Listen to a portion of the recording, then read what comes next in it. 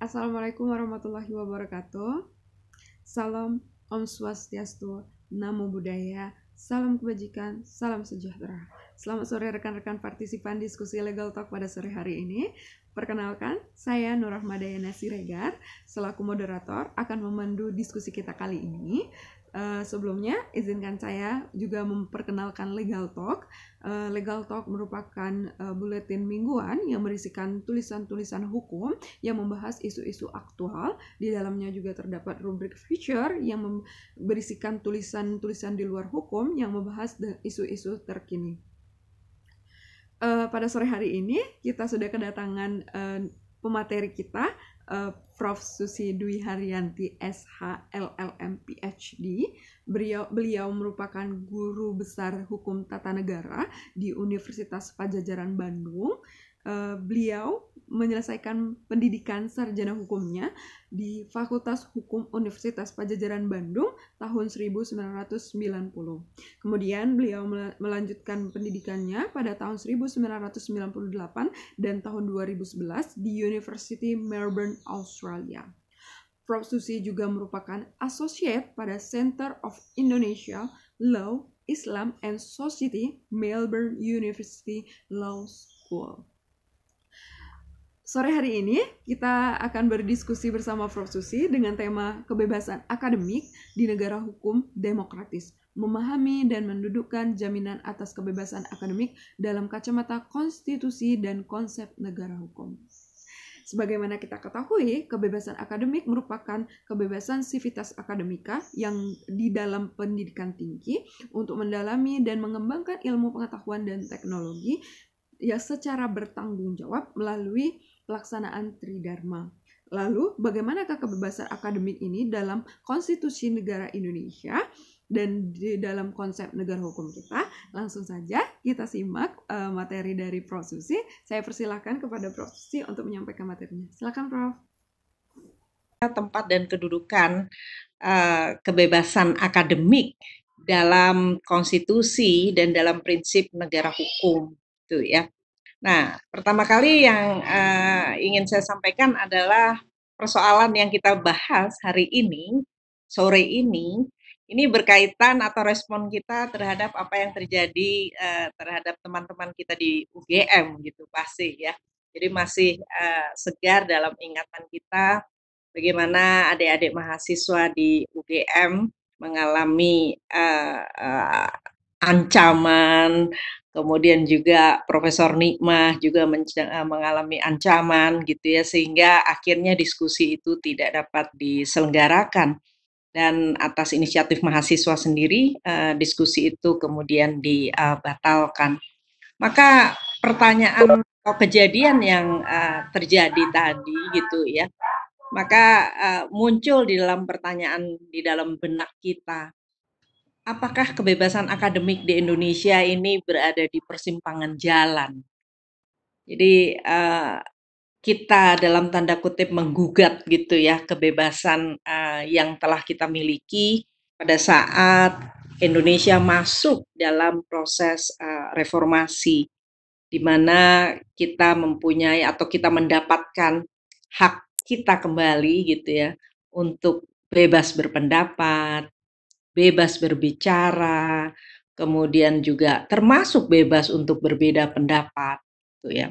Namun beberapa waktu belakangan ini, kebebasan-kebebasan tersebut mendapat hambatan dari berbagai kalangan, gitu ya, bukan hanya internal di dalam kampus, tetapi juga hambatan-hambatan eksternal.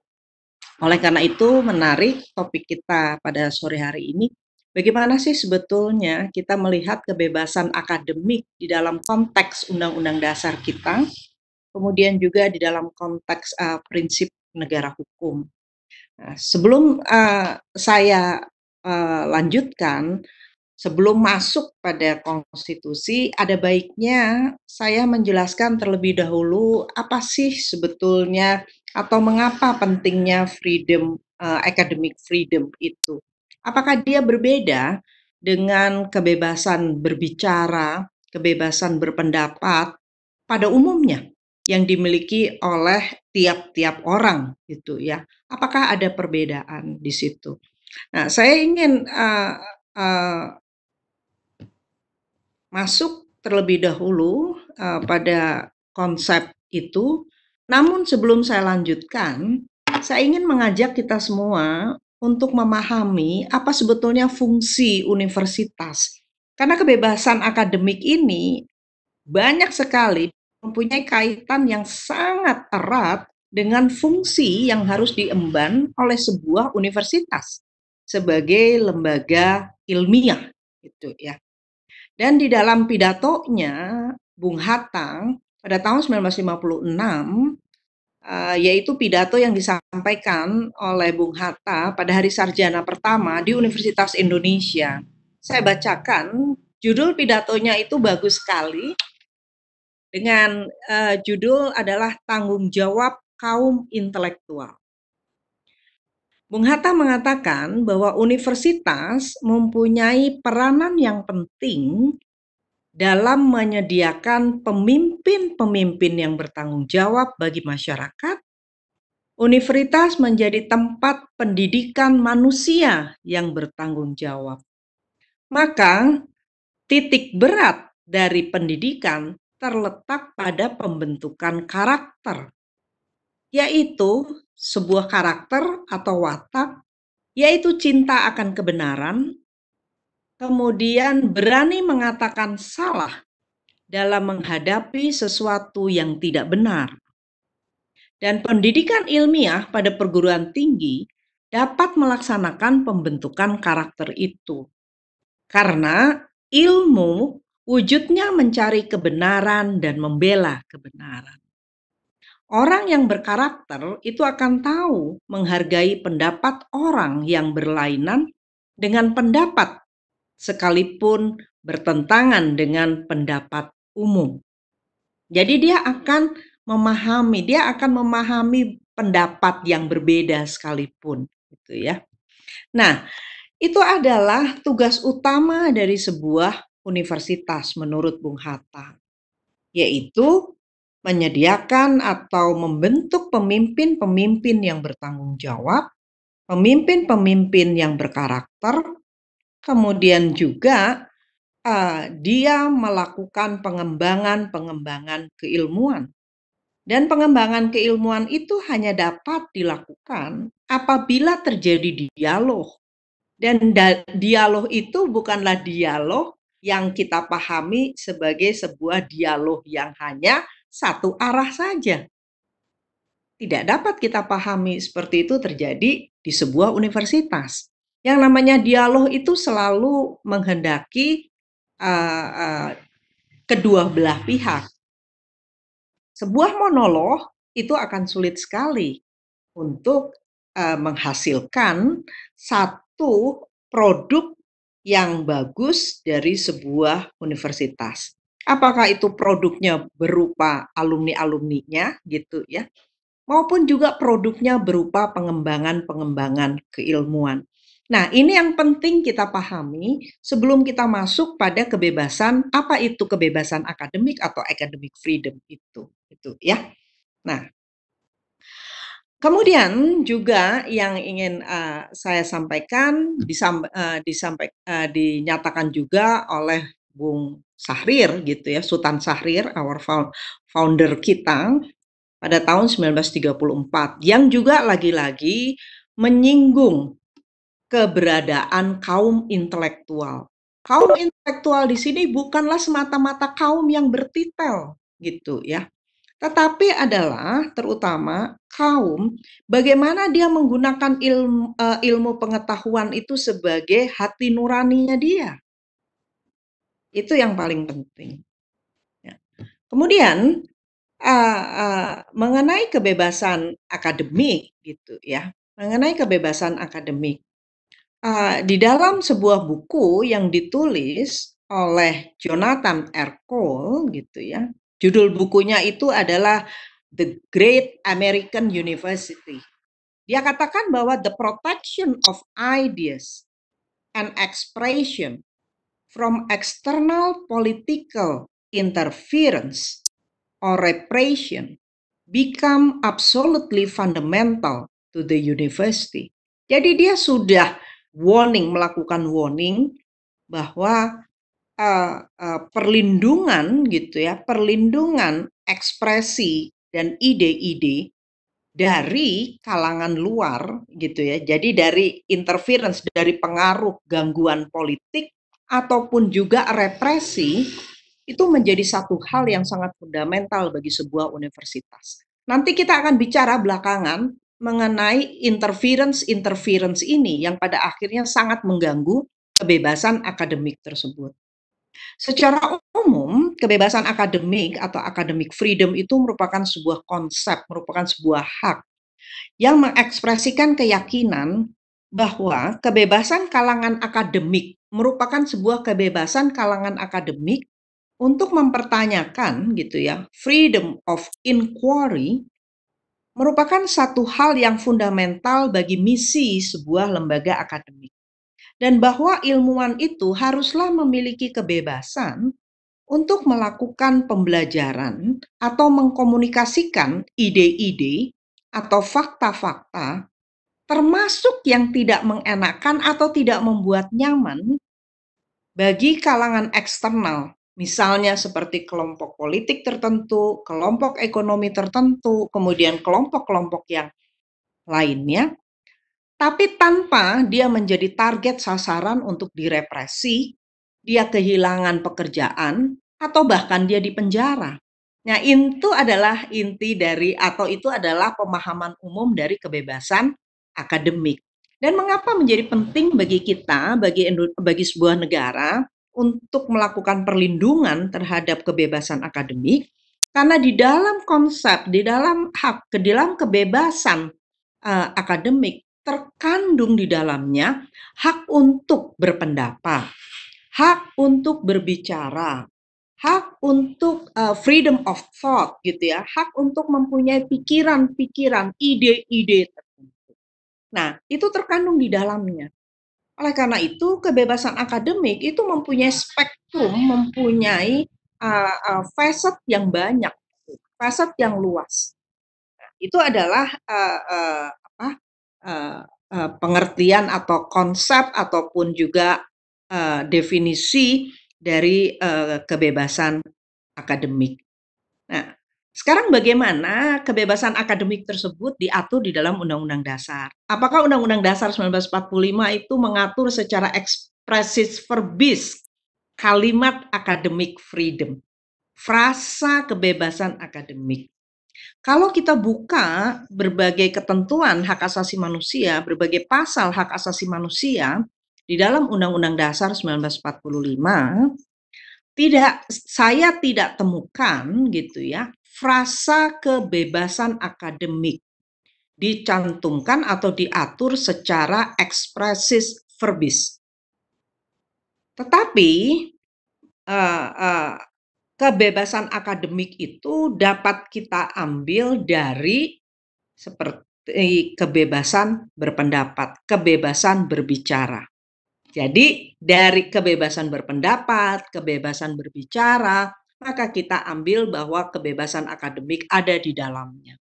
Berbeda dengan beberapa negara, ada beberapa negara yang secara ekspresis verbis mengatur perlindungan terhadap freedom of academic atau academic freedom itu. Jadi ada yang secara nyata, secara jelas dia menggunakan frasa academic freedom. Tetapi Indonesia, konstitusi Indonesia tidak menggunakan frasa itu.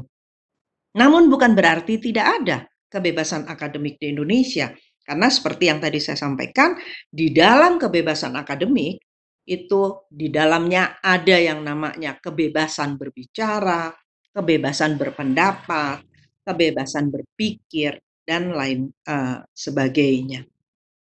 Nah, mengapa penting bagi saya untuk menjelaskan bahwa di dalam pengertian kebebasan akademik itu terkandung juga makna freedom of speech, kebebasan untuk berbicara. Ada 4 argumentasi pentingnya menjamin kebebasan berbicara. Yang pertama itu adalah kepentingan untuk menemukan kebenaran. Dan pentingnya untuk menemukan kebenaran itu melalui apa yang disebut sebagai marketplace of ideas. Jadi pertukaran ide.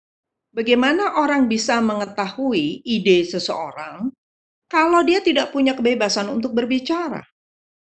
Gitu. Kemudian yang kedua, pentingnya mempunyai kebebasan berbicara itu dilihat dari self-fulfillment. Tadi yang dikatakan oleh Mbak Nur sebagai hak untuk mengembangkan diri. Itu kan self-fulfillment gitu ya. Jadi kita harus punya kebebasan berbicara di dalam rangka pengembangan diri masing-masing. Kemudian yang ketiga, kebebasan berbicara itu dapat dilihat dari perspektif partisipasi dalam kerangka demokrasi. Di dalam sebuah negara demokrasi, tidak mungkin tidak ada kebebasan berbicara. Demokrasi itu menghendaki dialog. Demokrasi itu tidak dapat dilakukan dengan baik apabila yang terjadi di dalamnya hanyalah monolog. Demokrasi itu menghendaki dialog, menghendaki pertukaran ide, menghendaki kebebasan berpendapat, mendengarkan pendapat yang berbeda sekalipun itu harus ada di dalam demokrasi. Kemudian yang keempat, argumentasi yang keempat, ini yang agak berbeda dengan ketiga argumentasi yang tadi. Kalau argumentasi yang tiga tadi memperlihatkan sebuah nilai, seakan-akan dia melihat pada positifnya gitu. Tetapi argumentasi yang keempat ini menarik, dikatakan di dalam sebuah buku, yaitu kebebasan berbicara itu penting karena apa? Karena kita mempunyai sikap kecurigaan terhadap pemerintah, suspicious of government. Tetapi suspicious ini jangan kemudian diartikan secara negatif. Jadi kecurigaan-kecurigaan itu justru untuk men-trigger gitu ya. Jadi kecurigaan itu bukanlah sesuatu harus selalu kita pandang sebagai sebuah hal yang negatif, tetapi sebuah trigger positif dalam rangka perbaikan sebuah sistem, sebuah tatanan, dan lain sebagainya. Nah, ini adalah 4 argumentasi mengapa kebebasan berbicara itu menjadi penting gitu. Dan ini umumnya di mana-mana gitu ya. Di mana-mana terjadi, bukan hanya di Indonesia tetapi juga di berbagai negara. Pentingnya kebebasan berbicara ini diproteksi oleh undang-undang dasar gitu. Jadi demikian Mbak Nur yang dapat saya sampaikan sebelum nanti ini. Apakah ada yang mau di Gini Prof, saya punya pertanyaan. Bagaimana dengan birokrasi kampus yang cukup ketat, Prof? Kan ada beberapa kampus yang memang mempunyai birokrasi yang cukup ketat sehingga ini membuat mahasiswanya, dosen-dosen yang ada di dalam kampus tersebut itu merasakan bahwa mereka tidak bebas nih dalam melakukan kegiatan. Mereka sangat sulit, merasa terhambat dalam menyampaikan aspirasi. Padahal undang-undang kita itu mengatur adanya kebebasan tadi seperti yang Prof jelaskan. Apakah ada batasan-batasan tertentu yang memang harus dicanangkan oleh universitas itu yang harus sinkron seperti itu dengan kebijakan yang dibuat oleh pemerintah? Ya, untuk sebelum menjawab pertanyaan itu gitu ya, saya ingin berbagi dengan para peserta bagaimana kebebasan akademik itu dilihat dari perspektif sejarah gitu ya. Jadi kita penting untuk memahami mengapa sih fenomena yang terjadi sekarang itu bukanlah sebuah fenomena yang tiba-tiba muncul gitu ya. Jadi apa yang kita alami hari ini gitu, itu sudah pernah dialami ketika saya menjadi mahasiswa gitu ya. Birokrasi di kampus itu menjalankan peran mereka. Nah, inilah pentingnya kita berdiskusi dalam rangka apa? Sampai sejauh mana birokrasi yang ada di kampus itu dapat berfungsi dengan baik tetapi dia tidak menghalangi atau tidak menghambat kebebasan akademik. Maka saya akan bicara mundur ke belakang, yaitu kita lihat sejarah kebebasan akademik gitu ya. Jadi sejarahnya panjang, ini kebebasan akademik itu sejarahnya panjang. Kita sudah tahu bahwa isu atau konsep mengenai kebebasan akademik itu sudah ada mulai zaman Sokrates. Tetapi kemudian mulai muncul yaitu pada abad ke-12, terutama pada saat didirikannya Universitas Bologna. Jadi bagi kita yang belajar Fakultas Hukum, belajar hukum gitu ya, Fakultas Hukum itu ada di Bologna tuh, Universitas Bologna itu pertama kali gitu ya. Jadi silahkan baca, ada buku dari John Henry Merriman kalau saya tidak salah ingat, atau mungkin buku-buku yang berkaitan dengan civil law tradition.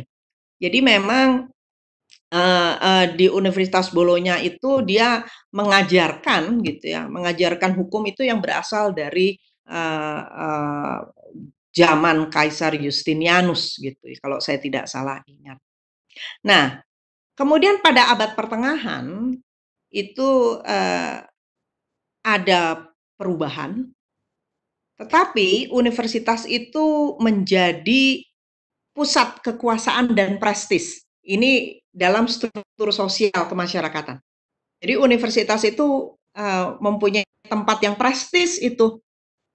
Tetapi pada saat itu gitu ya, peran ilmuwan untuk melakukan penyelidikan atau untuk mengajukan pertanyaan-pertanyaan kritis itu menjadi sangat terbatas, Mbak. Kenapa? Karena pada abad pertengahan itu justru yang menguasai itu adalah doktrin keagamaan.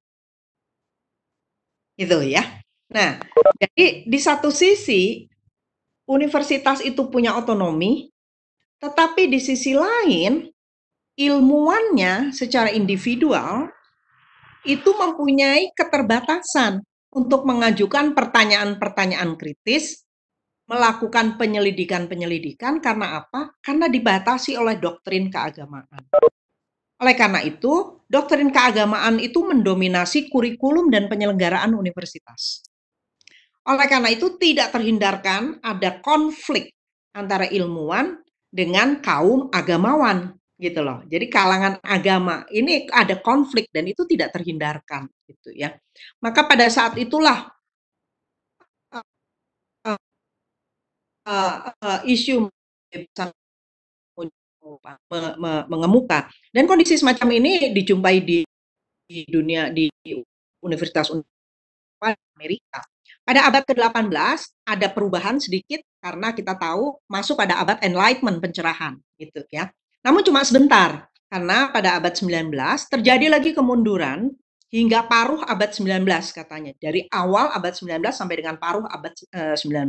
Karena apa? Karena munculnya kembali kaum fundamentalis keagamaan, terutama di Amerika. Jadi muncul itu kaum fundamentalis keagamaan. Nah, di Amerika karakter universitas sangat paternalistik dan otoriter dan morally deficient. Jadi dia menganggap mahasiswa itu rendah gitu loh. Jadi menganggap mahasiswa itu nggak tahu apa-apalah. Morally deficient, kemudian intellectually naif gitu ya. Akibatnya pengajaran itu lebih banyak pedagogi dibandingkan dengan andragogi. Kita semua tahu kalau pedagogi itu kan sebetulnya arahan lebih kepada pengajaran anak-anak, ke anak-anak. Tapi kalau andragogi itu pembelajaran yang meletakkan siswa itu sebagai orang dewasa. Jadi beda antara pedagogi dan andragogi. Nah, yang terjadi di Amerika pada waktu itu lebih memperlihatkan pada pedagogi. Jadi sangat ini anak-anak meluruskan gitu ya. Jadi mereka itu ingin meluruskan gitu, mengarahkan anak-anak, tapi memperlakukan itu sebagai anak-anak, bukan sebagai siswa yang mature, siswa yang dewasa gitu loh. Kemudian yang ketiga, kebebasan melakukan penyelidikan atau mengajukan pertanyaan itu dihalangi oleh teori tentang doktrinal moralism. Jadi semua itu doktrinal moralism itu mengasumsikan satu ide itu berharga atas dasar penilaian secara moral ide itu bermanfaat. gitu. Jadi kalau dosen mengajukan pertanyaan, ide-ide, maka pertanyaan dan ide itu akan dinilai oleh moral. Apakah secara moral ide dan pertanyaan itu bermanfaat enggak? Kalau nggak bermanfaat ya sudah, nggak ada itu pertanyaan, nggak ada itu penyelidikan. Dan pada saat itu, saya bicara pada saat itu, yang dianggap moralism itu gitu ya, pada saat itu perbudakan itu dapat diterima secara moral. Amerika itu kan pernah mengalami masa-masa yang saya sebut sebagai the dark ages gitu ya. Jadi pada saat terjadi perbudakan, kita semua tahu kan perang perang saudara Amerika antara utara dan selatan itu kan akibat perbudakan, isunya isu perbudakan gitu. Nah, pada saat itu uh, uh, universitas pun mengalami kejadian-kejadian seperti itu. Nah, kemudian ada masa di mana universitas di Amerika itu dipengaruhi oleh Jerman, konsep Jerman tentang pendidikan tinggi. Universitas di Jerman itu biasanya dalam rangka mencari kebenaran. Maka pencarian itu dilakukan melalui penelitian dengan metode tertentu. Dosen itu mempunyai kebebasan untuk melakukan pengajaran, mengajukan pertanyaan-pertanyaan, maupun penyelidikan secara keilmuan. Itu konsep Jerman itu begitu. Nah, bahkan kontribusi terbesar Universitas Jerman terhadap konsepsi Universitas Amerika itu adalah asumsi bahwa kebebasan akademik menentukan sebagai universitas yang sebenarnya. Jadi ukuran sebuah universitas itu betul atau tidak, itu ukurannya di kebebasan akademik. Ada nggak kebebasan akademik di universitas itu? Kalau kebebasan akademik dihormati, kemudian dipenuhi, maka di situ itu adalah universitas, the true university, the truly university, gitu ya. Nah, namun tetap ada perbedaan antara Jerman dan Amerika. Beberapa perbedaannya adalah Jerman itu mendorong para profesor untuk meyakinkan mahasiswa atas pendapat profesor itu. Bahwa pendapatnya itu, the professor view itu merupakan pendapat yang relatif benar gitu ya. Amerika itu tidak. Kalau Amerika mengatakan sikap yang tepat bagi profesor di kelas itu dia netral terhadap isu kontroversial di kelas. Perbedaan yang kedua, Jerman membedakan secara tajam antara kebebasan di dalam dan di luar kampus. Ingat, ketika seorang dosen mengeluarkan pendapatnya, termasuk di Indonesia ya, maka selalu ada pertanyaan. Kebebasan akademik itu hanya ada di dalam kampus, nggak ada di luar kampus. Gitu. Kebebasan mimbar akademik itu hanya ada di dalam kampus, nggak ada di luar kampus. Kan kita juga dihadapkan pada pertanyaan-pertanyaan semacam itu di Indonesia gitu ya. Nah, saya bertanya-tanya, apakah ini juga akibat dari pengaruh-pengaruh seperti itu? Jadi yang membedakan konsep universitas gitu ya. Nah, tadi yang saya katakan di Jerman itu mereka secara tajam membedakan antara kebebasan di dalam dan di luar kampus. Kalau di dalam kampus, kebebasan untuk mengucapkan hal-hal secara luas itu diperbolehkan. Namun kalau di luar kampus, maka profesor itu harus sangat berhati-hati dan sifatnya non-politik. Sebaliknya Amerika mengatakan menolak limitasi.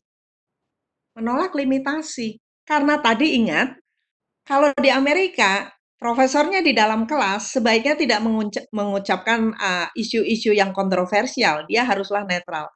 Nah, akibatnya apa? Maka di luar, apalagi ada paham individualisme, maka profesor itu bebas mengutarakan pandangan-pandangan politiknya gitu ya, atas dasar kebebasan berbicara gitu. Bahkan untuk melakukan dan secara aktif itu terlibat di arena sosial kemasyarakatan dan termasuk melakukan juga tindakan-tindakan politik gitu ya. Kemudian dunia kampus yang juga lagi-lagi akan mempengaruhi kebebasan akademik, yaitu di Amerika pada abad 19 mulai masuk kaum bermodal. Mereka yang punya modal besar. Karena universitas itu membutuhkan dana. Maka masuklah mereka yang mempunyai modal, yang mereka menguasai industri yang besar, dan mereka bergabung di dalam trustee dalam satu universitas itu, trustee di universitas itu. Jadi trustee itu kan yang dia mengelola dan dana dan lain sebagainya gitu. Akibatnya apa? Akibatnya begitu banyak kaum bermodal masuk ke universitas, maka itu akan menentukan atau akan mempengaruhi kebijakan-kebijakan universitas. Pernah terjadi seorang profesor dipecat karena di dalam pidatonya itu pro buruh, pro people, bukan pro pemodal, gitu loh. Nah, jadi itu mengganggu gitu ya. Tahun 1990 misalkan, Presiden Bush itu membatasi penelitian pada bidang-bidang gitu ya. Jadi bidang-bidang yang sensitif itu nggak boleh diteliti.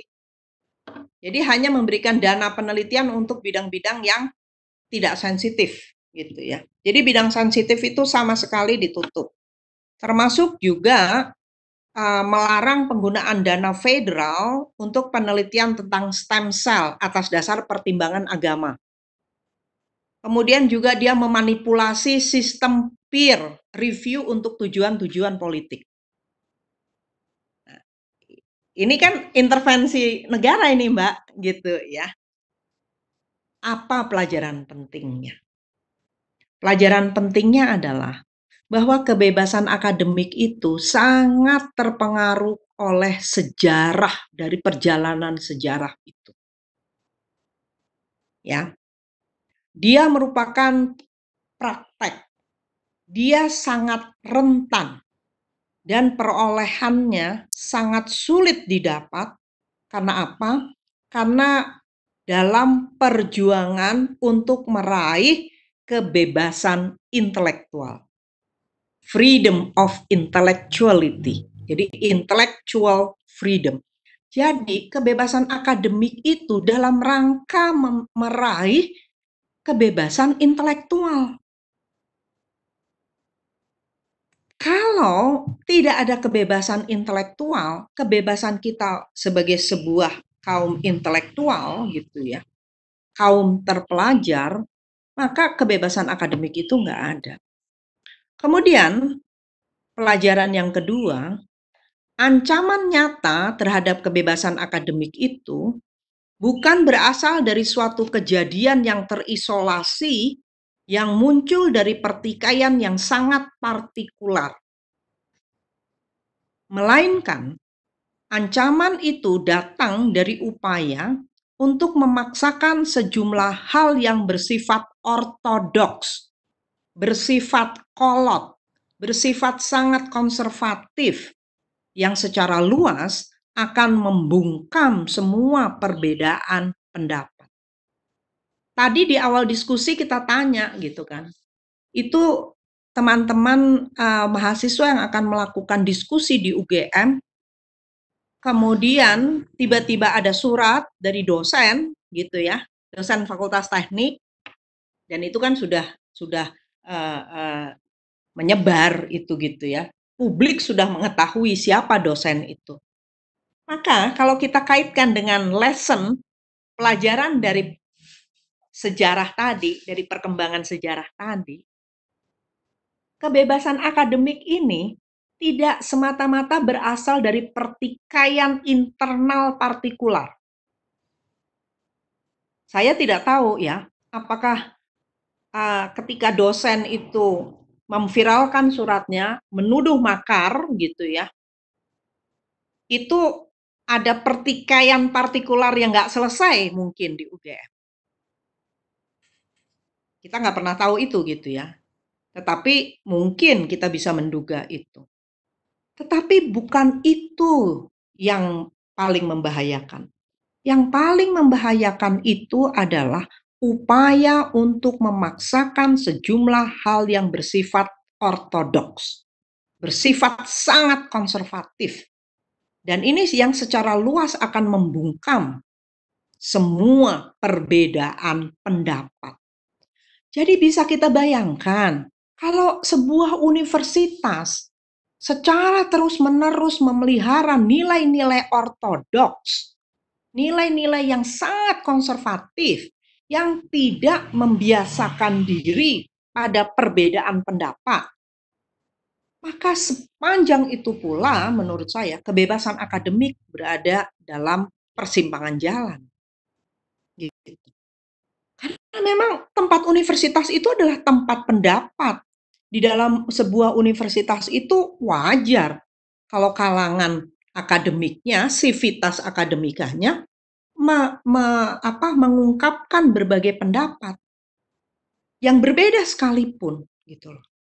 Nah, kalau nilai yang ditanamkan dan dipelihara oleh universitas itu bukanlah nilai yang kondusif untuk perbedaan pendapat, bukanlah nilai yang kondusif untuk sebuah dialog yang maka kita akan sulit menemukan kebebasan akademik di situ. Yang ketiga, pelajaran yang ketiga, segala bentuk ortodoksi tersebut, segala bentuk polotan tersebut, dipaksakan berlaku terhadap kaum akademisi oleh kelompok-kelompok yang sepenuhnya yakin akan kebenaran posisi mereka, gitu. Nah, jadi persoalan yang tadi Mbak Nur tanyakan, gitu ya, birokrasi kampus ini, maka penting bagi kita untuk meletakkan birokrasi kampus ini di dalam konteks fungsi atau konteks perguruan tinggi, konteks sebuah universitas, gitu. Ya, karena lesson yang ketiga tadi, pelajaran yang ketiga tadi, yaitu nilai-nilai yang kolot tadi dipaksakan berlaku terhadap kaum akademisi oleh kelompok-kelompok yang sepenuhnya yakin akan kebenaran posisi mereka.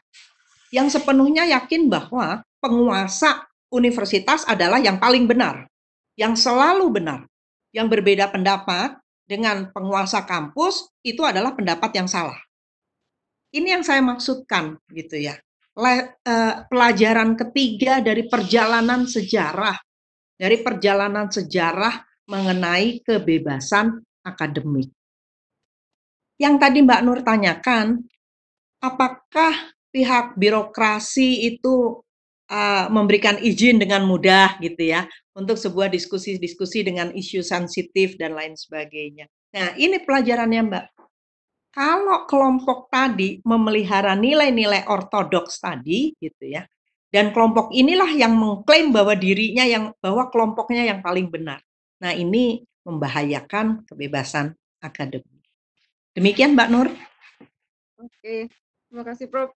Menarik sekali dari sejarah bagaimana akademik itu memberikan kebebasan bagi sivitas-sivitas akademik.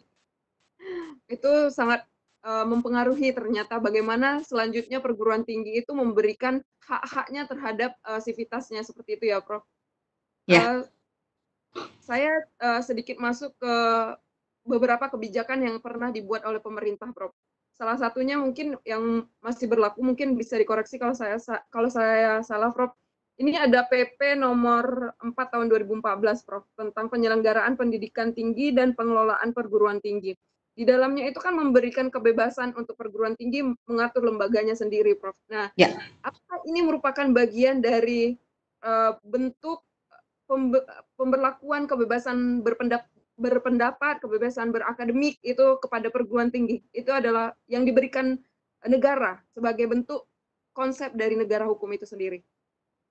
Ya, kalau kita bicara negara hukum, kita semua sudah tahu ciri-ciri dari negara hukum itu adalah yang pertama bahwa segala sesuatunya harus didasarkan pada hukum gitu ya. Tetapi hukum itu jangan semata-mata diartikan sebagai hukum yang tertulis saja gitu ya, tapi juga hukum yang tidak tertulis gitu ya. Jadi praktek-praktek yang mendukung atau praktek-praktek yang memperkuat sendi-sendi konstitusi misalkan. Nah, kemudian yang kedua itu kan perlindungan terhadap hak asasi manusia juga. Nah, tadi pertanyaan, apakah PP mengenai penyelenggaraan dan lain sebagainya itu merupakan bentuk-bentuk jaminan kebebasan akademik? Sebetulnya, kalau kita bicara mengenai kebebasan akademik, kan kita punya 3 jenis ya Mbak ya. Ada kebebasan akademik, kemudian ada kebebasan mimbar akademik, kemudian ada otonomi keilmuan. Nah, kebebasan akademik itu adalah kebebasan untuk mengemukakan berpendapat, kemudian melakukan pengajaran, penelitian dan lain sebagainya gitu ya, yang dimiliki oleh komunitas itu. Sementara kebebasan mimbar akademik itu dimiliki oleh dosen atau oleh profesor yang berkaitan dengan kompetensi keilmuan dia, gitu. Jadi seorang profesor gitu ya, seorang profesor karena begini nih, pernah nih kejadian di Unpad, yaitu ketika Profesor Mohtar Kusumaatmajang memberikan kuliah lah gitu ya. Kemudian apa yang dikuliahkan ternyata nyampe pada Presiden Soekarno. Presiden Soekarno ada di Tokyo pada waktu itu. Dan pada saat itu Presiden Soekarno mencabut gelar profesor, Profesor Mohtar. Ini terjadi di dunia kampus, Mbak. Baru kemudian dipulihkan gelarnya, kalau saya tidak salah ingat, gitu ya, nanti saya cek lagi. Baru dipulihkan itu ketika Orde Baru ada. Nah, jadi itu biasa, itu terjadi, Mbak. Dan itu adalah cara-cara yang digunakan oleh penguasa gitu. Dia mencabut gelar profesor, kemudian dia memecat, kemudian gajinya ditahan dan lain sebagainya. Nah, kita punya Undang-Undang Pendidikan Tinggi, Mbak. Undang-Undang nomor 12 kalau tidak salah ya. Undang-Undang nomor 12 tahun 2000. Sebentar ya, saya cek dulu ya, Mbak ya.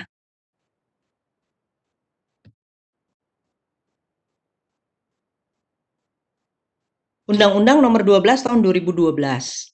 Nah, itu diatur di dalam pasal 8.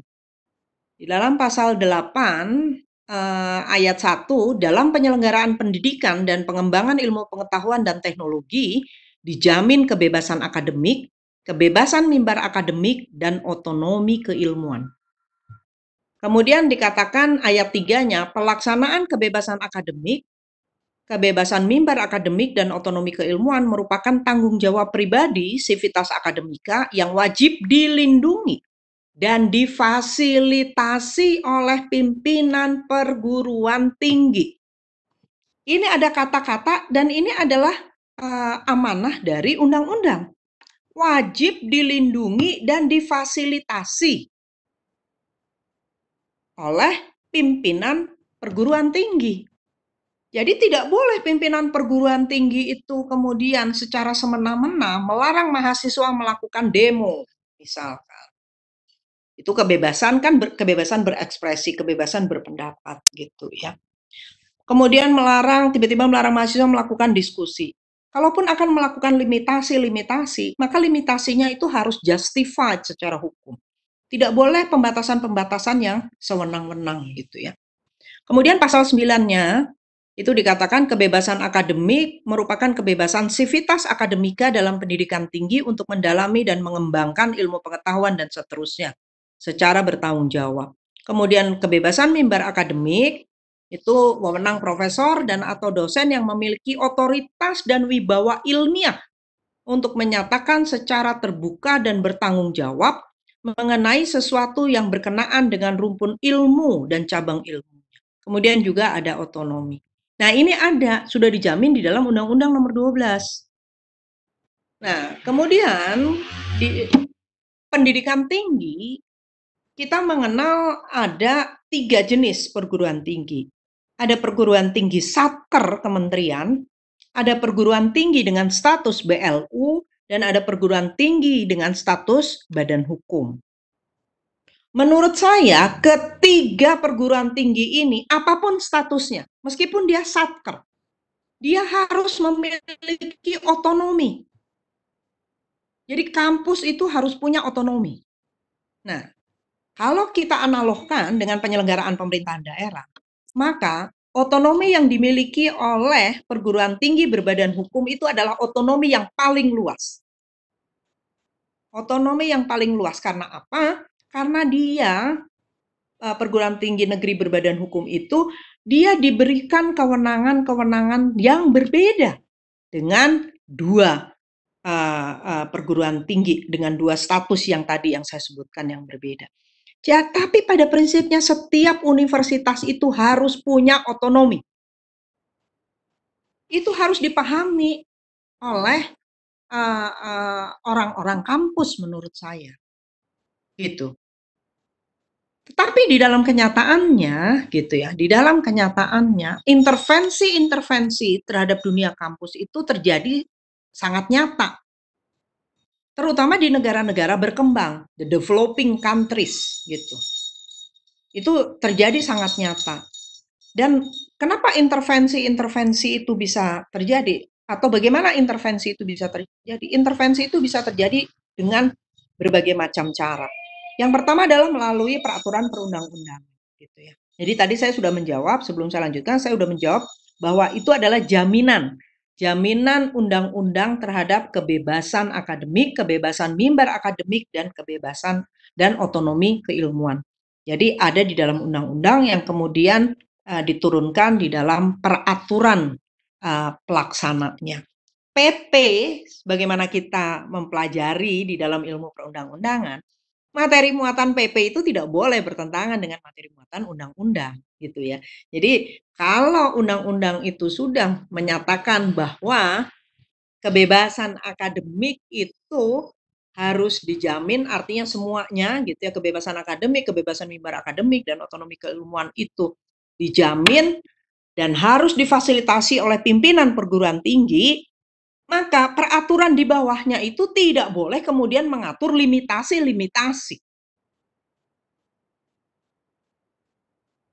yang bertentangan dengan politik hukum yang ada di dalam undang-undang yang atasnya gitu ya. Artinya Undang-Undang Nomor 12. Ini kan PP pelaksanaan.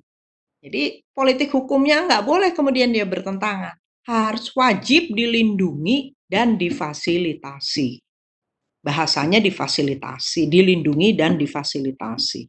Kalau kita bicara kebebasan akademik itu sebagai fundamental rights, sebagai sebuah hak, maka kita akan bicara disitulah letak responsibility of state, tanggung jawab negara, yaitu tanggung jawab untuk memajukan, tanggung jawab melindungi, dan tanggung jawab melakukan pemenuhan. Gitu, Mbak. Oke, itu yang dapat saya jawab, Mbak. Oke, sebelumnya saya ingin mempersilahkan teman-teman kita memasuki sesi diskusi interaktif bagi teman-teman yang memang mau bertanya secara langsung. Silakan raise hand dan open mic-nya. Tapi sebelumnya saya ingin membacakan pertanyaan nih, Prof, dari salah satu mahasiswa MIH UGM, Magister Ilmu Hukum Universitas Gadjah Mada, ada Mas Oscar. Ia menyampaikan melalui kolom chat, izin bertanya, apakah bentuk pendapat dari pihak luar, entah dalam bentuk surat maupun penolakan, atas kasus diskusi terkait merupakan bentuk kebebasan berpendapat dari pihak yang lain? Karena saya cukup tertarik dari penjelasan Prof mengenai suatu diskusi pastinya harus memiliki dua sisi. Dalam hal ini saya secara tegas membedakan bentuk ancaman atau teror dengan bentuk dalam bentuk pendapat yang berselisih. Teror bukan salah satu bentuk demokrasi. Bagaimana, Prof, penjelasannya atas pertanyaan ini? Betul. Saya sepakat bahwa teror dan ancaman itu bukan bentuk demokrasi. Itu justru bisa mematikan demokrasi, gitu ya. Jadi ancaman dan teror itu adalah threatening demokrasi. Dia threat, ancaman terhadap demokrasi, bahkan dia mungkin bisa mematikan kalau itu dilakukan secara intensif, secara terus-menerus gitu. Nah, bagaimana kemudian kita membedakan bahwa surat ataupun pendapat dari pihak luar terhadap diskusi itu dikatakan sebagai hak berpendapat gitu ya, pihak luar terhadap pihak dalam. Nah, kita lihat sekarang apa konten dari pendapat dia. Karena secara filosofis, hak asasi itu, hak seseorang itu dibatasi oleh hak orang lain. Gitu. Jadi misalkan diskusi yang ada di dalam UGM kemudian ditanggapi oleh pihak luar, tetapi tanggapannya adalah tanggapan yang bersifat menuduh. Kemudian dia menggunakan kata-kata juga yang tidak baik gitu ya. Berarti itu juga melanggar hak yang dikomentari gitu loh. Jadi pada dasarnya secara filosofis itu hak seseorang itu dibatasi oleh hak orang lain. Jadi kalau pihak yang memberikan pendapat mengatakan bahwa itu adalah hak saya untuk berpendapat, betul. Tetapi bagaimana pendapat yang kamu sampaikan, pendapat yang disampaikan untuk mengomentari gitu ya, memberikan komentar terhadap diskusi yang ada di UGM misalnya, gitu. Atau secara eksplisit misalkan, apakah pendapat yang dikemukakan oleh dosen teknik tersebut dapat kita katakan sebagai hak berpendapat dia? Kalau saya secara pribadi gitu ya, hak berpendapat itu yang namanya hak itu tidak boleh kemudian melanggar hak orang lain. Tidak boleh kemudian ketika dia menggunakan haknya, kemudian dia mengata-ngatai orang lain dengan kelompok sampah gitu ya. Kemudian kaum misalkan kelompok sampah, dia mau makar dan lain sebagainya. Itu nggak boleh gitu. Jadi itu bukan hak berpendapat kalau menurut saya gitu ya. Itu bisa nanti jangan-jangan dikategorikan sebagai ujaran kebencian. Gitu.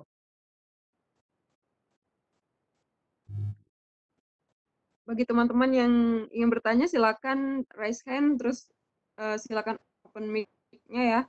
Saya ingin menanggapi sedikit Prof terkait pernyataan tadi. Ya, silakan Mbak.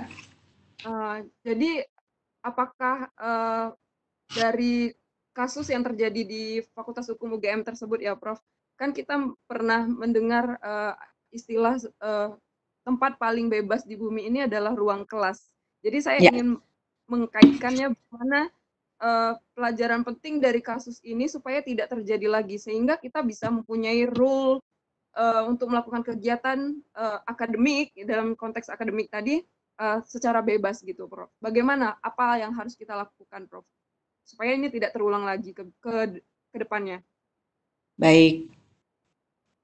Ini ada beberapa tantangan ya Mbak ya. Ada beberapa tantangan yang dihadapi gitu ya di dalam kebebasan akademik. Saat ini, saya baca di buku, saat ini kita hidup di era political correctness. Jadi kita hidup di era political correctness. Di mana tuduhan makar misalkan.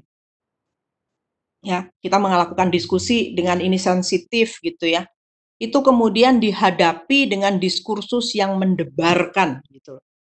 Seperti tadi contoh surat yang diviralkan oleh dosen dari Fakultas Teknik itu adalah diskursus, itu adalah respon yang mendebarkan itu ya. Bukan hanya sekedar mendebarkan itu ya, tetapi menebarkan gitu ya. Menebarkan rasa ketakutan gitu ya. Kita tahu akibat dari surat itu adik-adik mahasiswa menghadapi ancaman pembunuhan, teror, demikian juga dengan Profesor Nikmah, gitu ya.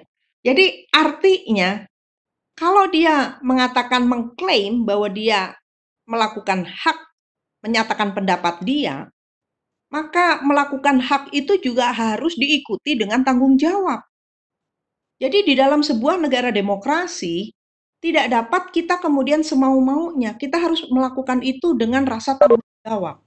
Dan itulah yang kemudian dikatakan oleh Bung Hatta tadi sebagai sebuah tanggung jawab kaum intelektual. Makanya kenapa kebebasan akademik itu merupakan sebuah kebebasan yang berbeda gitu ya dengan kebebasan-kebebasan lainnya. Karena ini dilakukan oleh lembaga akademik. Nah, jadi itu ya tantangannya. Kita hidup di era correctness gitu ya. Dan eh, sebelum saya menjawab pertanyaan bagaimana seharusnya yang kita lakukan. Di era political correctness ini, universitas itu eh, tidak boleh mengambil satu posisi tertentu. Jadi dia harus tetap pada posisi netral, apapun. Karena apa? Karena ilmu gitu ya, membutuhkan objektivitas. Ilmu itu kan objektif, harusnya ilmu itu objektif gitu ya. Dan universitas itu harus mengambil sikap yang lebih baik di dalam melakukan debat daripada membiarkan terjadinya represi. Universitas itu tidak boleh terlibat di dalam perdebatan-perdebatan. Kalau dia mengambil satu posisi tertentu, gitu ya, kemudian dia terlibat di dalam perdebatan-perdebatan, maka dia tidak akan pernah bisa netral. Padahal salah satu fungsi dari universitas adalah dia harus menyediakan, memfasilitasi perdebatan-perdebatan itu. Nah, dia sebagai fasilitator, tapi kemudian dia juga bertindak sebagai orang yang melakukan perdebatan gitu ya, atau institusi yang melakukan perdebatan. Artinya dia sudah mengambil pada posisi tertentu gitu. Nah, ini tidak boleh gitu ya. Nah, terus kemudian juga dikatakan universitas itu harus mengajarkan mahasiswa mengenai pentingnya sikap-sikap toleran, diskursus kewarganegaraan, dan kebebasan akademik. Sedihnya, kata penulis buku itu, saya mengambil dari buku Who is Afraid of Academic Freedom. Jadi judul bukunya itu Mbak, eye-catching banget gitu ya. Who is afraid of academic freedom? Siapa sih sebetulnya yang takut terhadap kebebasan akademik itu gitu ya. Nah, dia katakan, penulis buku itu, sedihnya di dalam hal-hal tersebut, universitas itu acap kali gagal. Kenapa dia bisa gagal menurut saya? Karena itu tadi, Mbak. Universitas itu dibentuk menjadi sebuah lembaga yang sangat birokratis. Di dalam sebuah universitas, di dalam kalangan akademik, ilmuwan itu tidak dipekerjakan, tidak diterima sebagai dosen gitu ya, untuk menerima atau untuk menjalankan perintah. Enggak. Jadi dosen-dosen itu diterima menjadi dosen sebuah universitas, bukan dalam rangka dia menjalankan perintah. Executing the order. Tapi yang lebih esensi adalah dosen orang-orang itu diterima sebagai dosen untuk menjalankan fungsi universitas. Fungsi universitas seperti yang tadi saya sampaikan, dia menghasilkan pemimpin-pemimpin yang berkarakter. Pemimpin dalam bidang apapun, gitu. Pemimpin-pemimpin yang bertanggung jawab. Bagus sekali ungkapan Bung Hatta yang mengatakan, mengingatkan kepada kita, gitu ya, bahwa orang itu harus sabar terhadap proses. Gitu.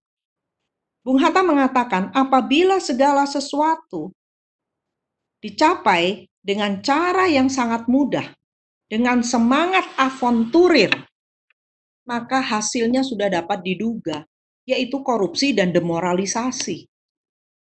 Mengapa ini penting saya katakan di dalam sebuah universitas, gitu ya.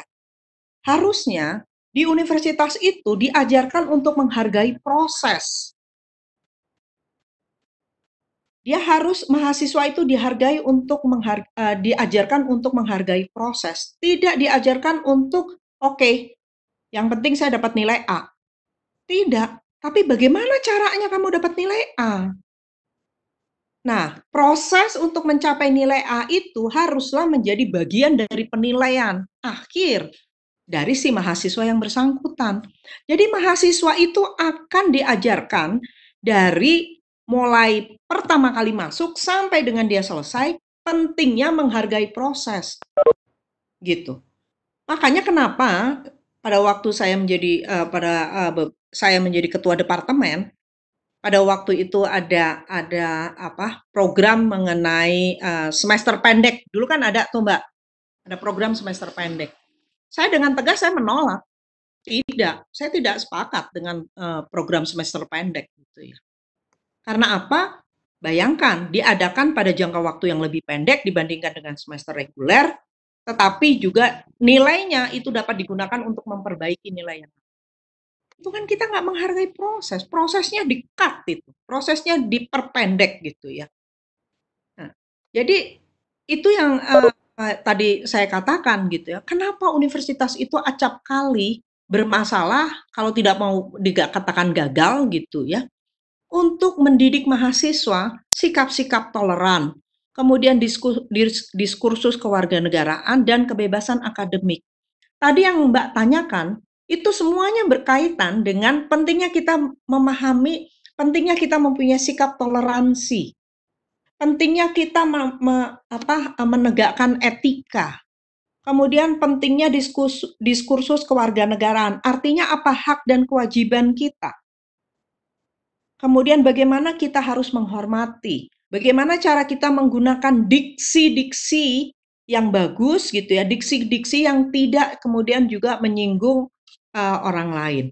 Nah, itu tuh semuanya ada di dalam proses pembelajaran gitu. Jadi ketika mahasiswa akan melakukan diskusi gitu ya,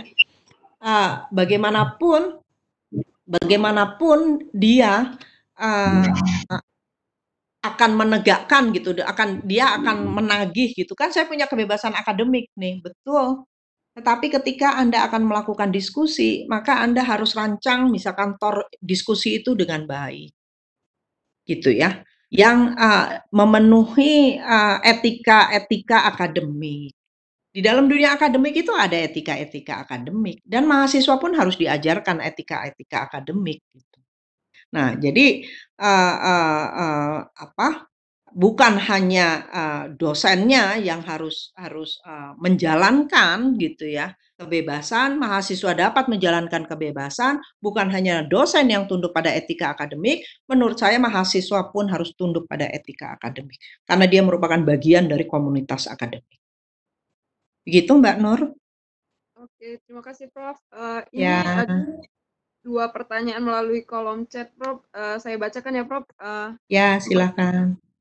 Pertama dari Septian, dia izin bertanya, mengapa isu terkait kebebasan akademik yang kemarin terjadi ini begitu heboh ketika diskusi yang dibawakan terkait dengan isu-isu elitis yang menyangkut kekuasaan, sementara terhadap isu-isu struktural seperti misalnya simposium pembantaian 65, isu-isu perampasan tanah, pemeran Wiji Tukul di Pusham UII, yang justru hampir setiap penyelenggaraannya pasti mengalami teror dan intimidasi senyap-senyap saja.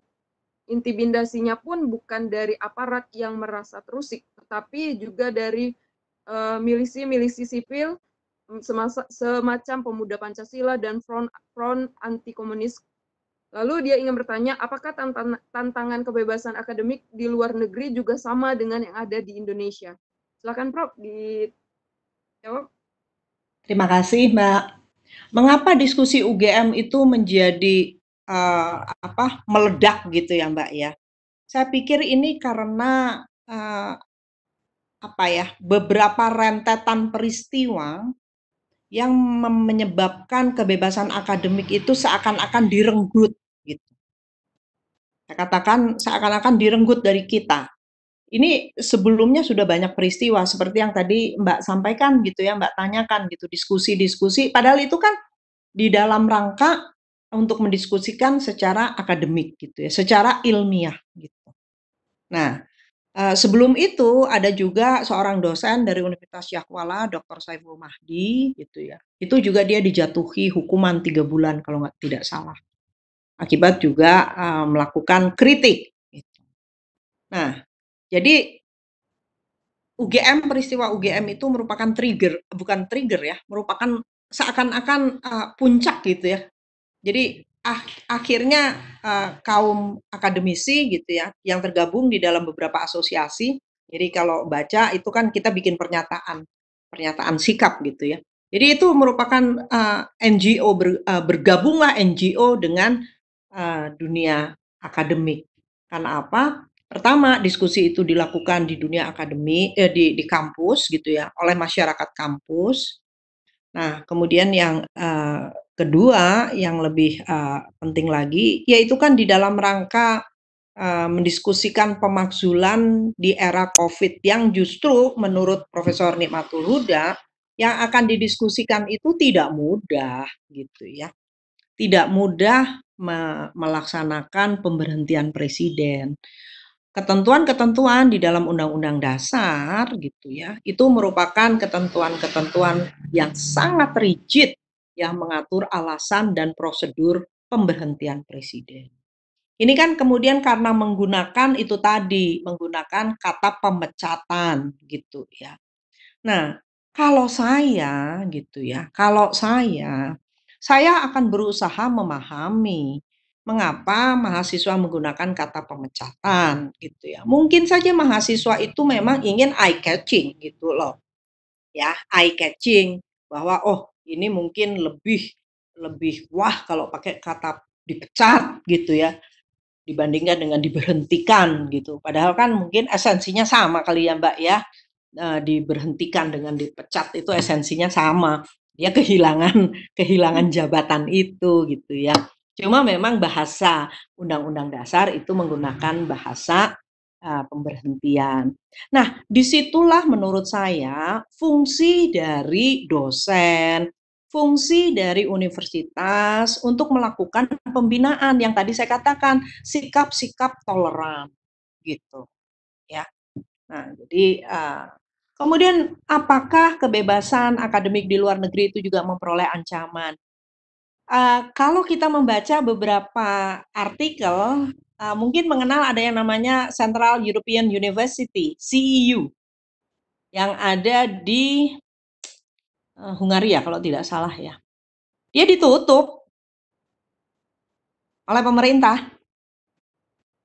Yang punyanya itu George Soros. Central European University. Itu sebuah kampus yang untuk hukum gitu ya, dia stressingnya pada perbandingan itu. Perbandingan constitutional comparative law gitu ya. Atau comparative constitutional law. Jadi dia kuat di perbandingan.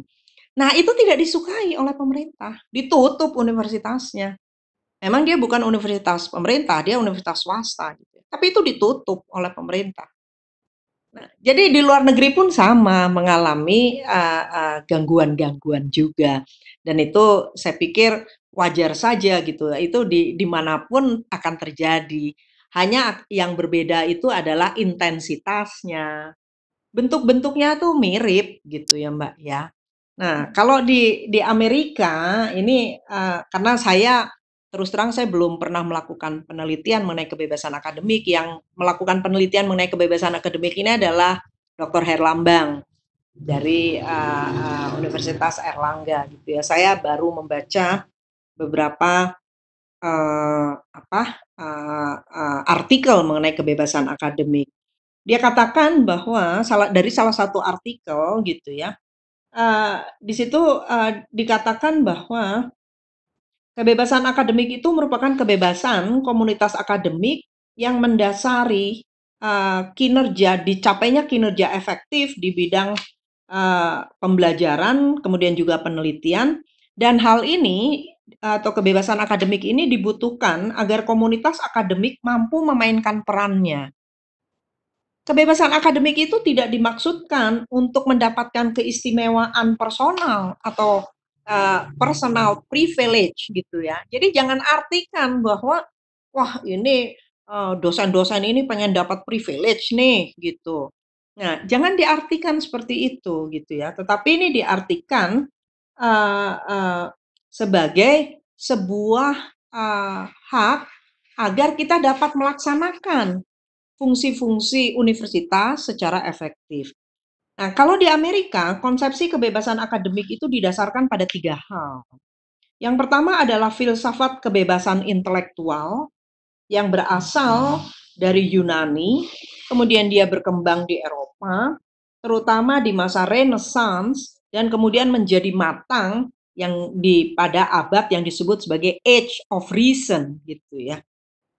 Kemudian konsep yang kedua yaitu ide mengenai otonomi komunitas ilmuwan yang muncul pada universitas di Eropa. Nah, yang tadi saya sampaikan, Amerika itu kan dia terpengaruh oleh Jerman gitu ya. Nah, jadi ini didasarkan pada tiga hal itu. Filsafat, kebebasan intelektual, kemudian yang kedua, ide mengenai otonomi komunitas ilmuwan yang ada di universitas-universitas Eropa. Kemudian yang ketiga, kebebasan yang dijamin dalam Bill of Rights, dalam konstitusi, sebagaimana dielaborasi oleh pengadilan. Jadi di Amerika, itu mereka bersandar pada amandemen pertama konstitusi Amerika. Jadi amandemen pertama itu kan antara lain freedom of speech gitu ya. Nah, kebebasan ada dan diakui karena tradisi profesi. Dan karena kebebasan itu sendiri hadir secara inherent dalam fungsi mengajar, dalam fungsi teaching kata dia gitu ya. Jadi dia bedakan antara teaching, learning, and research. Jadi itu merupakan hal yang inherent. Jadi kalau gimana kita bisa mengajar gitu ya, kalau kita tidak punya kebebasan berbicara gitu kan. Nah, dan anggota fakultas itu yang tadi saya katakan, umumnya tidak bekerja untuk menjalankan satu perintah. Dia itu bukan executing the order, bukan melaksanakan perintah gitu loh. Melainkan dia melakukan atau dia melakukan atau dia membuat sebuah pertanyaan-pertanyaan yang kritis di bidang kompetensi masing-masing yang bebas dari supervisi dan arahan. Jadi sifatnya nggak ada arahan-arahan, nggak ada direction, nggak ada itu misalkan. Karena kita bukan hidup di dunia universitas itu bukan dunia birokrat, Mbak. Universitas itu bukan dunia birokrat, makanya nggak akan ada arahan gitu loh sebetulnya. Nah, tetapi di universitas itu sayangnya banyak sekali menggunakan bahasa-bahasa birokrat seringkali. Oh, kami menunggu arahan dari Pak Rektor, misalkan gitu ya. Itu kan secara tidak sadar, kalau kalimat kata-kata semacam itu seringkali digunakan, itu kan kemudian akan terinternalisasi. Gitu loh. Jadi ada arahan, ada supervisi dan lain sebagainya. Di dalam universitas apalagi kalau kita bicara mengenai kompetensi gitu ya, kompetensi keilmuan itu nggak ada yang namanya supervisi dan arahan-arahan itu nggak ada. Makanya mahasiswa-mahasiswa S3 misalkan, ketika saya membimbing mahasiswa-mahasiswa S3 saya, nggak ada itu sifatnya direction, arahan-arahan, kontrol-kontrol gitu ya. Supervisi dalam hal ini adalah supervisi kontrol gitu, nggak ada itu. Karena pada dasarnya mereka itu merupakan individu, individu yang mempunyai kebebasan akademik. Dia punya saya ingin melakukan penelitian ini. Yang kita lakukan itu adalah melakukan bimbingan gitu loh. Melakukan bimbingan. Oleh karena itu mahasiswa S3 kalau di luar negeri itu udah dianggap kolega dari pembimbingnya gitu. Makanya diperlakukan itu egaliter betul. Nggak ada itu petunjuk-petunjuk itu. Nggak ada ceritanya ketika saya kuliah ya. Saya bahkan bisa berbeda pendapat dengan dosen pembimbing saya. Dan mereka akan tanya kepada saya, apa argumentasimu? Kok kamu punya pendapat seperti ini? Sepanjang argumentasi itu dapat dibenarkan secara keilmuan, oke, go ahead, kata dia gitu.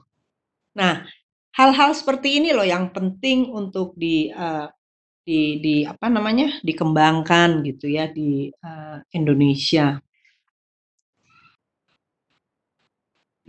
Dan di dalam kebebasan akademik itu yang seringkali juga meskipun juga di luar negeri itu juga masih banyak perdebatan gitu Mbak ya, antara individual freedom and institutional freedom. Jadi apakah kita bisa membedakan antara kebebasan akademik sebagai individu gitu ya Jadi individual freedom dengan institutional freedom.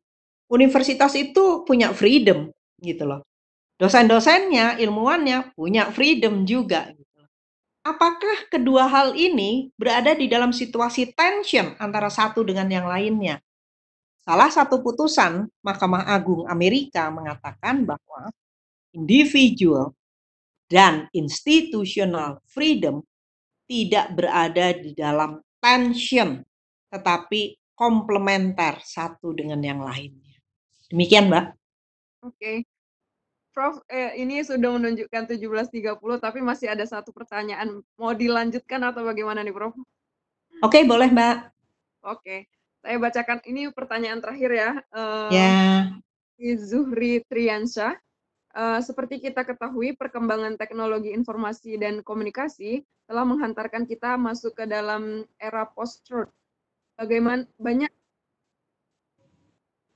banyak sekali bias informasi di berbagai sosial media yang berlandaskan pada hak atas kebebasan dan kadang dapat membangun stigma. media yang berlandaskan pada hak atas kebebasan berpendapat dan terkadang dapat membangun stigma yang beragam pula di kalangan masyarakat terhadap isu tertentu dan terkadang mereka bukan pada latar belakang akademik terhadap isu tersebut. Bagaimana Prof menanggapi hal ini? Terima kasih, Prof. Baik, terima kasih, Mbak. Betul bahwa perkembangan teknologi itu luar biasa gitu ya. Informasi itu berseliweran gitu. Sulit sekali bagi kita untuk menjaring, memfilter mana informasi yang benar, mana yang informasi yang hoax gitu ya. Dan itu juga membutuhkan kepandaian-kepandaian kita gitu ya. Masyarakat itu perlu dibekali dengan pengetahuan-pengetahuan untuk menyaring informasi. Informasi itu penting yang tadi saya katakan sebagai bagian dari pengembangan diri gitu kan.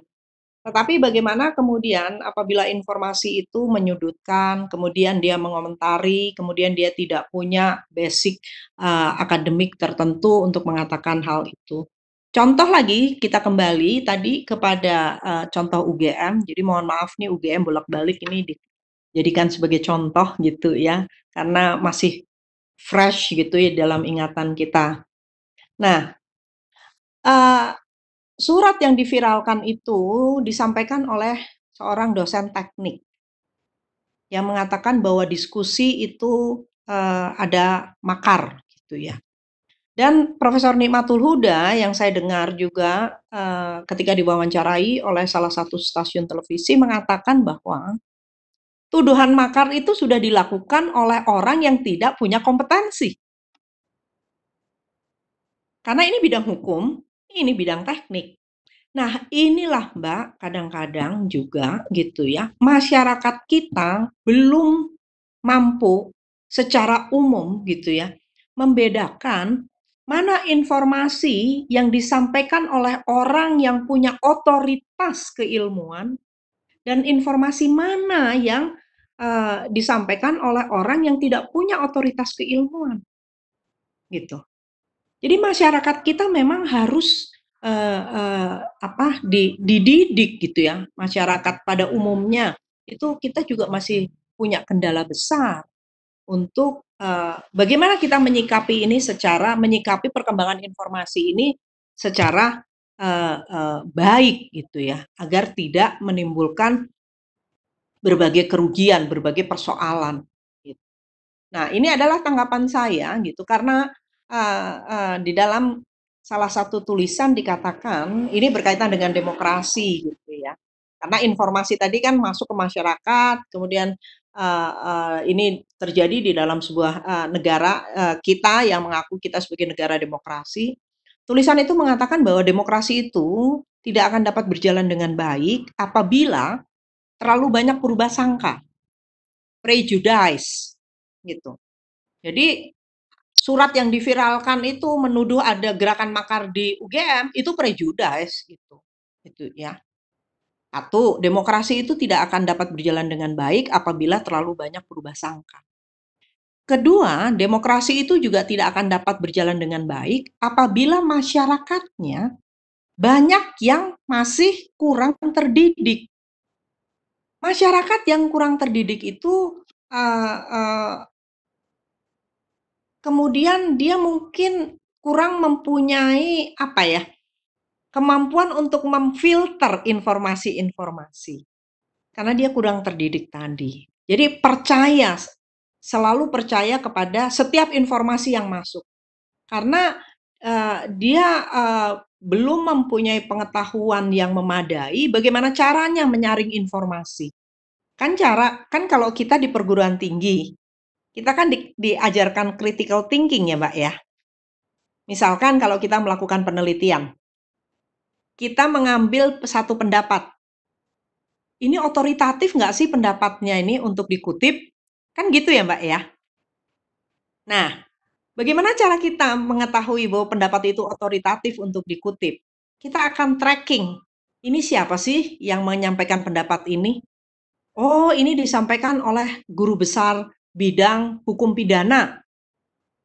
Oke, yang disampaikan adalah bidang pidana, hukum pidana, disampaikan oleh, guru besar hukum pidana. Oke, berarti dia otoritatif. Apalagi kemudian kita tarik, kita lihat, kita tracking hasil-hasil pemikirannya, tulisannya dan lain sebagainya.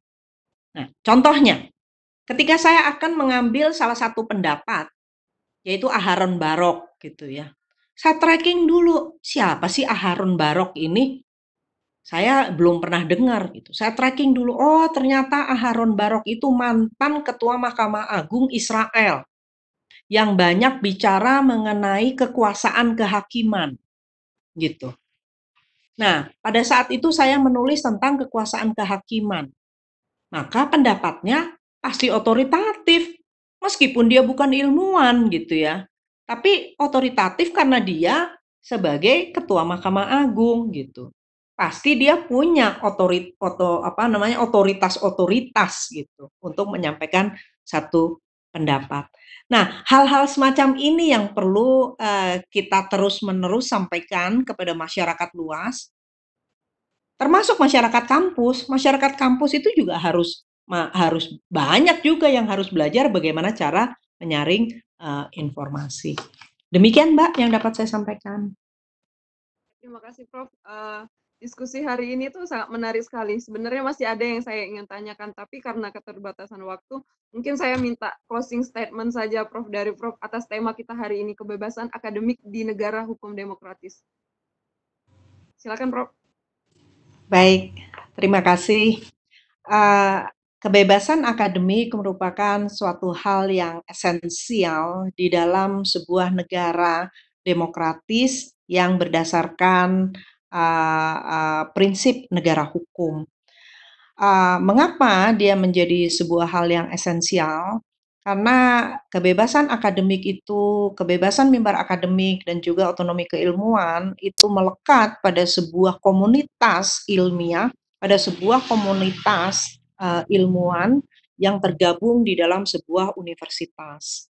Universitas itu memiliki fungsi yang penting. Salah satunya adalah dia menciptakan, kemudian dia juga menilai kebudayaan gitu ya. Dia menghasilkan ilmu pengetahuan. Ketika kebebasan akademik dihambat, maka pada saat itulah gitu ya, kita menghambat juga pertumbuhan peradaban manusia.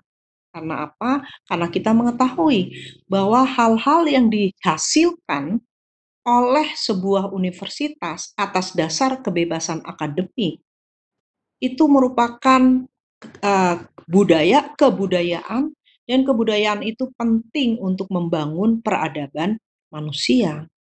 Oleh karena itu meruntuhkan kebebasan akademik akan meruntuhkan pula peradaban manusia. Terima kasih, Mbak. Oke, terima kasih sekali Prof atas ilmunya pada hari ini. Luar biasa sekali ilmunya. Terima kasih juga sudah menjadi narasumber di diskusi Legal Talk pada sore hari ini. Sama-sama, Mbak. Terima kasih juga. Selamat sore. Sore Prof. Sebelumnya diskusi Legal Talk ini sudah berlangsung beberapa kali. Sebelumnya juga sudah dilaksanakan bersama Dr. Herlambang dari Erlangga, Dr. Awaludin, Prof. Rida, Dan besok juga kami akan melaksanakan diskusi bersama Mbak Asfinawati dari YLBH. Oh, Mbak Asvin, ya, Ya, ya, oke. Nah, LBH. dan juga kepada teman-teman partisipan yang ingin mengirimkan artikelnya, silahkan. Kami sudah menerbitkan 5 buletin dan kami akan menerbitkan pada minggu ini buletin volume 6. Kami tunggu paling lambat Selasa 9 Juni 2020. Terima kasih untuk semua yang sudah hadir pada hari ini. Terima kasih pada Prof. Susi yang sudah menyempatkan waktunya. Terima kasih juga atas ilmunya. Saya selaku moderator pada hari ini mengucapkan terima kasih atas kehadirannya, dan diskusi kita kali ini akan kita upload kembali di YouTube Legal Talk Indonesia. Terima kasih semuanya. Selamat sore, selamat beristirahat.